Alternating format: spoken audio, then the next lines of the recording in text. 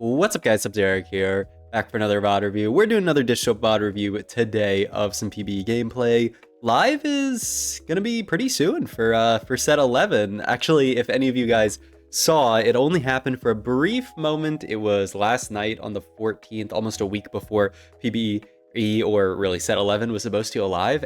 Set 11 actually went live on the live servers accidentally. I don't know, someone at Riot hit the wrong button or something, and it was live for a few hours. I tuned into Kai's stream and he played like 3 games of set 11 on the live servers, and then they were like, oh, this is not supposed to be this way, and they completely got rid of it. But it's pretty hilarious, and it'll actually be going live on the 20th, next Wednesday, so we got that to look forward to. And now we just have to, get as good as we can with the amount of time that we have going into live. So far, Dish Soap's just picked up some 2-star units that he's been offered in his shop. He's going to pick up the Bruiser to go with the 2-star Koboko here. And then augment-wise, you can't really ever take the Duelist augment there because we have no Duelist. Can't really take this Porcelain augment either, though it's quite strong, I would say. Raining Gold's an augment that I'm actually pretty interested in. This is a new, almost like better Rich Get Richer. You get 9 gold now and 1 gold every single round, no matter if you're making econ or not making econ. I really actually think this is a pretty solid econ augment. Though this Wandering Trainer augment I think has such a high cap. It can just allow you to have insane boards depending on what dummy you get. So yeah, I like picking up the Wandering Trainer here, and we get a Bruiser Spat plus a Reaper Spat, which is fantastic on our board right now. It enables that Koboko and it enables this Kha'Zix here. It's like basically all you could ever ask for here. So yeah, we're just gonna level up here. He's stuck between a few boards here actually. So he had the 4 Bruiser board that he could play. He also has this Umbral board where he's going to get in 3 Reaper and play Umbral. I think I like this Umbral board more. It's what he ends up on, but it's actually pretty close. The difficulty with the 4 Bruiser board is just that I don't know if you're going to have enough damage. And then he slams the Even Shroud onto the Koboko here. So, I mean, that was basically the only slam that made sense from our position. You're not going to make a QSS. You could make a Guard Breaker. Is like relatively reasonable, but Even Shroud I would say is the best slam out of all of those. It also preserves the glove, which you're really going to want this game because we're going to be playing towards Reapers, probably 4 Reaper, because it's going to be so easy to fit that in with Kayn plus the Yone plus 1 Reaper. Probably going to end up being Kha'Zix late game, but we'll see. And yeah, he actually opts to just sell this Koboko here and get in the Aatrox instead. I think he's pretty down on Koboko as a unit. I was watching Dish Soap stream earlier, and he basically said like, oh, if I ever find a Koboko, I'm never 2-starring this unit, because the only time you would like when you're playing Fortune, you don't want a 2-star Koboko, and then if you're not playing Fortune, you don't want a Koboko on your board. So I guess he has a pretty negative opinion of this Koboko unit. But yeah, he's gonna start building up the board right now. There's Sylas, Yone, Kayn, pretty common like grouping of units to play. For Ghostly, you can put in Morgana, and this is like the cord that you play around. Oftentimes people play like Vertical Bruiser with this. They play like 4 Bruiser on this board, like the Galio plus the Riven, and looks like he's potentially looking at that, though we'll see. You play like the Galio Riven, the Aatrox for 4 Bruiser, and then you can even get in Story Weaver, though he's looking at going even more like vertical on the Heavenly and potentially Altruist. We'll see what our board ends up being. With the glove open, best item onto Kayn, who's going to be our main carry later. I mean, Hodge is definitely something that you could opt to pick up here. We don't get to pick it up immediately, but we do end up getting a 1-cost Hodge, which is, I mean, not amazing, but not terrible. We actually have 4 Reaper as a possibility here with the Kindred. And yeah, he is going to play that and get in a better Umbral unit in this Rick here. And the only question is, does he want to slam a Hodge here? And yeah, it looks like he's interested in slamming onto Yone here, which I like a lot, actually. Yone still like a pretty good item carrier, probably like a tiny bit worse, maybe even actually better than the Kha'Zix. But the main thing is you can use this Yone as an item holder and then sell it later very easily. Just transfer items over to the Kayn, and it's not the end of the world, whereas the Kha'Zix seem to be a lot harder to find later. Yone, you can find him pretty easily on level 7, level 8. Kha'Zix, not so much. So yeah, this is just good, clean early game out of Dish Soap. Slams good items, and man, I mean, this early game is so gross with this. That's why this dummy is such a good augment. There's so many insane options you can get. I mean, this one was obviously really good. Also, the other nice thing about item holding Yone is he actually benefits from Umbral, whereas, like the Kha'Zix doesn't have a secondary synergy and we're not playing around Heavenly, and even if we were, Heavenly buffs the entire team. I mean, yeah, Yone did 4k damage. I'm pretty sure this Yone unit is just better than the Kha'Zix. He's actually an absolute beast. And he also holds the other upside where if we find a Yone 2, that, you know, allows us to upgrade our board, whereas Kha'Zix can't really go higher than a 2-star. But yeah, I mean, our board's fantastic. 5 streak here. We have a very clear path ahead of us into what we want to play. I feel like this comp, I haven't actually made a video on it, so this is gonna be the first video that I make on it, but I feel like this comp is just insane. I feel like Kayn is an overtuned unit. I feel like Sylas is an overtuned unit. I feel like Morgana is also, like, she's probably the worst out of those 3, in my opinion, but I also feel like she's quite overtuned for her costs. Looking like probably just an Edge of Night here, right? Yeah, Edge of Night, I mean, fantastic frontline item here. Your other option was like GS or Titans, but I just don't think they're as good. And he's actually going to go for the early level here for this Rocky here, the quick level 6. He gets to still make 30 gold. I didn't see how much we scouted our opponents here, whether this early level was actually necessary or not. Because like against this guy, I don't think this level is actually necessary. But I mean, it's fine. Freaky Friday, probably a fantastic augment here. Not only is this going to offer you a 3rd item for your Yone here, but you can also duo carry the Yone later with the Kayn. So yeah, this is fantastic. He looked at actually getting Ghostly in here. It's Ghostly and Behemoth with the Shen. So yeah, I imagine this is just going to be our board. Yeah, I like this a lot. Also, you can, man, this song's kind of amped me up. I threw some new copyright-free songs into the playlist. This one's, okay, it's a little bit long on the drums part, though. I mean, look, I would compensate more on the game, but we're just cruising. We're absolutely destroying everyone. There's no need to roll in a spot like this because our board's already so strong.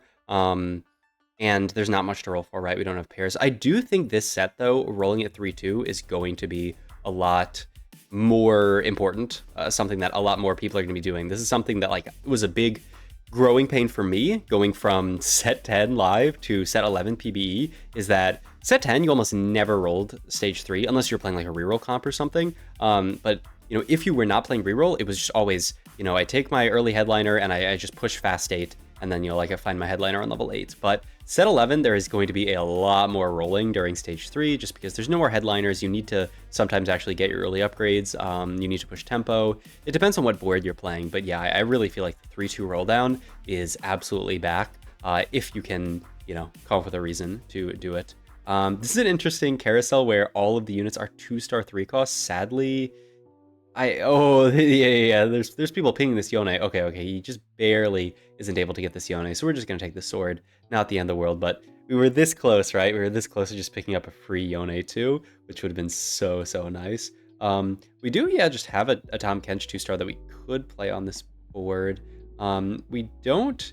I mean, yeah, he's a bruiser, and yeah, we're gonna move items over. I like this a lot. Yeah, sell the Atrox and then just move items over to the Tahm Kench. He can hold this Even Shroud for a long time. So yeah, it's kind of weird, but I mean, it makes a lot of sense. It doesn't exactly like fit into the board. It's a 3rd bruiser, but I mean, it's a Tahm Kench 2. You gotta play it. And I mean, look, we win this fight because the Tahm Kench 2. So smart stuff by Dish Soap to play the strongest board there, move items over to the better tank.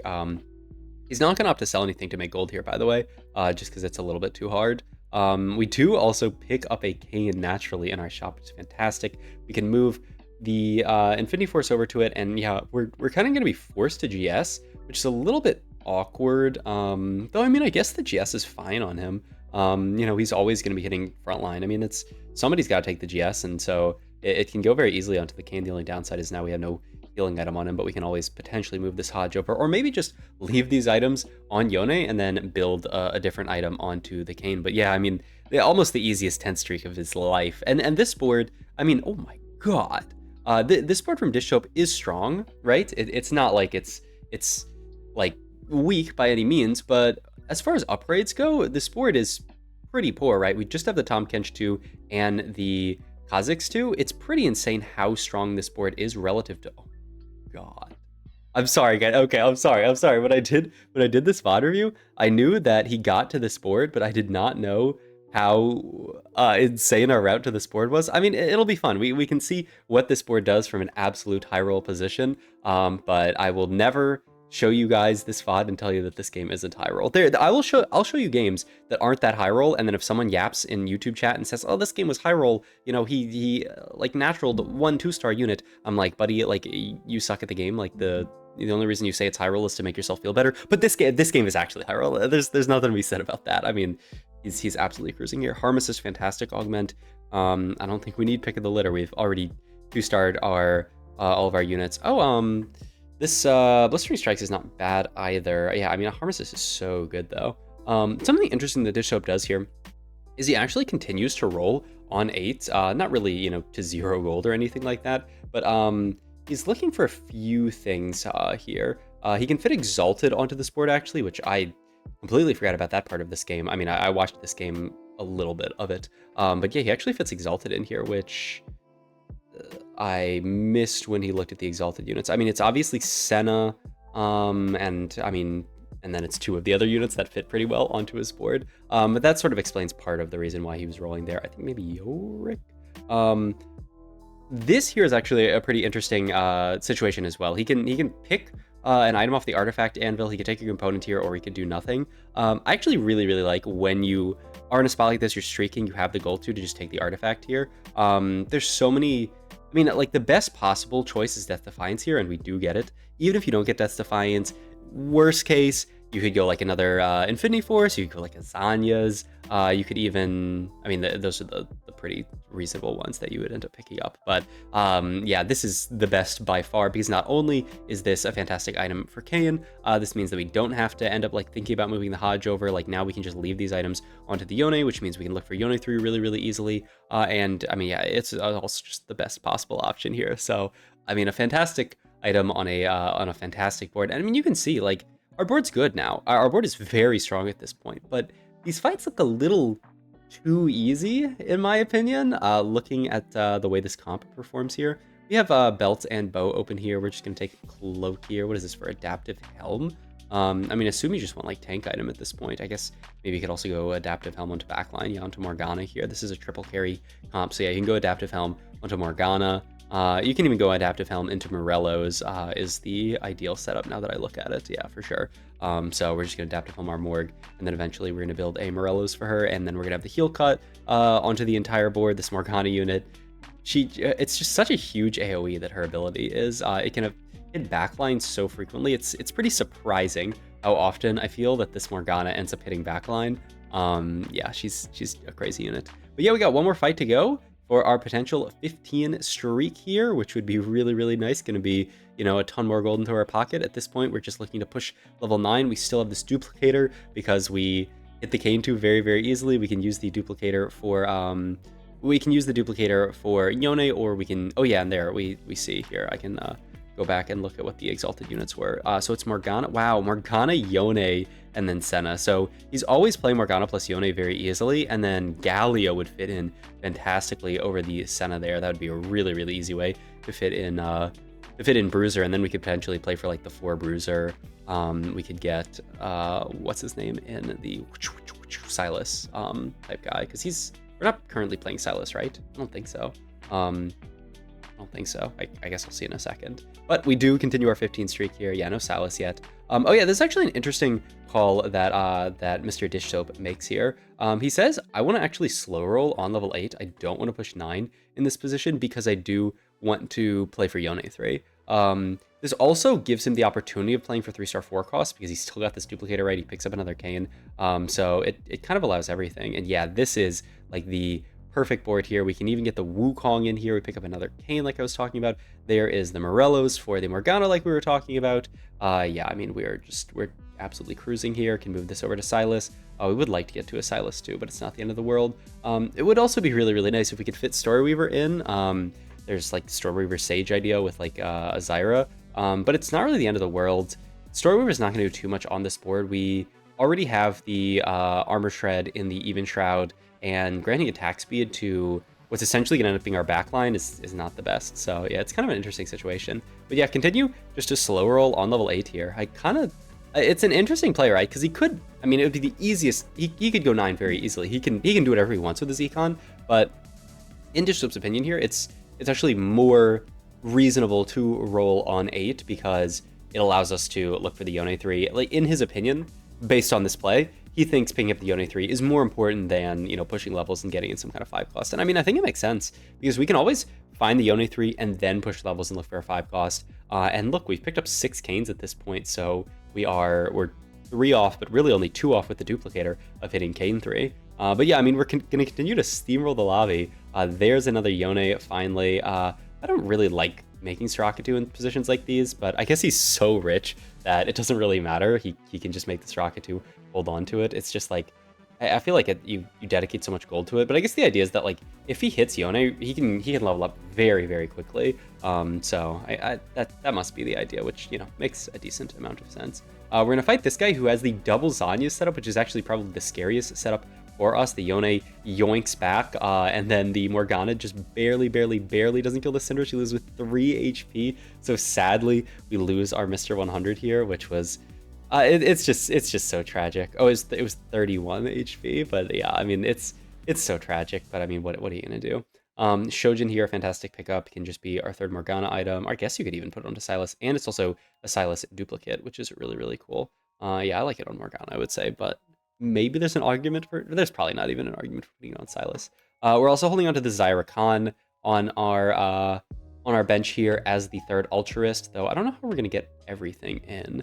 I mean, we can level for I mean, I guess it can all go in on 10, but I don't know if we're making it to 10 this game. The game might be over. I mean, Bishop's 91 HP and 2nd place is 46 HP. The whole lobby might be dead before we could make it to level 10, especially because it's taking us so long to actually pick up this Yone here. We are only a couple off.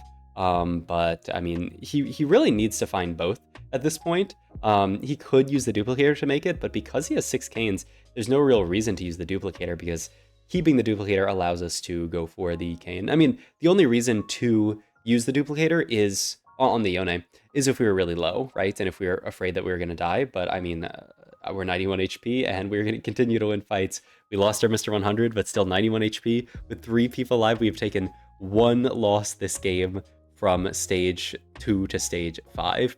I mean, it just shows the power of this comp. I have to imagine this comp is going to get nerfed before it goes live. If it does not, you should absolutely spam this comp on live servers when it comes out. There's a Sylas in store here, and with that other Sylas, that would bring us up to 5. So we're actually keeping our options open as far as 3-star 4 cost, right? We could actually pick up Sylas 3 as well. And what he's going to do here is pretty interesting. He's going to he's just going to chill on that board so that he's not actually going to pick up his item here, and he's just going to roll it down, pick up upgrades. It takes him he rolls so many times it doesn't fight a single Yone, which is pretty hilarious. Picks up TG here for the Galio, which is the best possible item. Probably actually best, maybe like a Spark would be really solid onto the Sylas. But yeah, I mean the Galio TG is really nice. But yeah, I mean it's just so awkward. Roll down so much and find not a single Yone here, and we're so incentivized to roll, right? We are 2 off Yone, but now we're actually 1 off of hitting Sylas 3 here. We still would like to push level 9, but yeah, being 1 off Sylas is really nice. And now we finally have the Yone 3, which should be enough to keep us very strong, unless someone hits an insane board. We're not going to lose them. Actually, this is Prestivin's board here, which is this double trouble Zoe reroll, Zoe plus a Mumu reroll. It looked like we kind of just cruise through that board, though. He has a lot of gold left over, and then Setsuko, who is the last person alive besides us two, who has this double Zanya's set up with the new I forget what this augment's called. Is it Trash to Treasure, or is that a different augment? It might be Trash to Treasure, where you reforge your items and they turn into Orin items. It's a pretty cool augment. I haven't got a chance to play around it yet, and I think the stats didn't like it, though I believe they buffed it. I mean, they definitely buffed it by making you get an infinite remover or infinite reforger. Then now that I see it, I don't see the reforger on his bench. I mean, I think the reforger is infinite if you use it on regular items, because yeah, I mean, if you had an infinite reforger, then you would just reforge your Orin items until you got BAS. But yeah, we're gonna beat that board as well, though that was clone at least. This is the fight of the 2 real boards here, and it looks like Setsuko is gonna win that.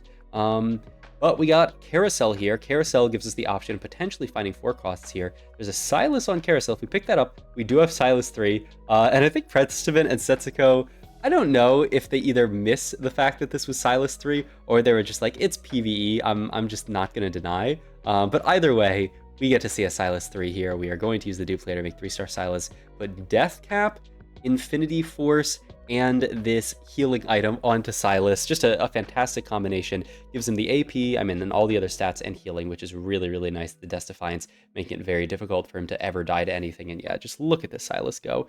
There is actually a rumor about Silas, about how strong he is, that the reason why he's so strong is that he's like doing damage a star level above what he's supposed to. So I don't know if that would mean a 3-star Silas would do 4-star damage, or if he's just doing 3-star damage again. That's completely unsubstantiated rumor, but somebody said it, and that's enough.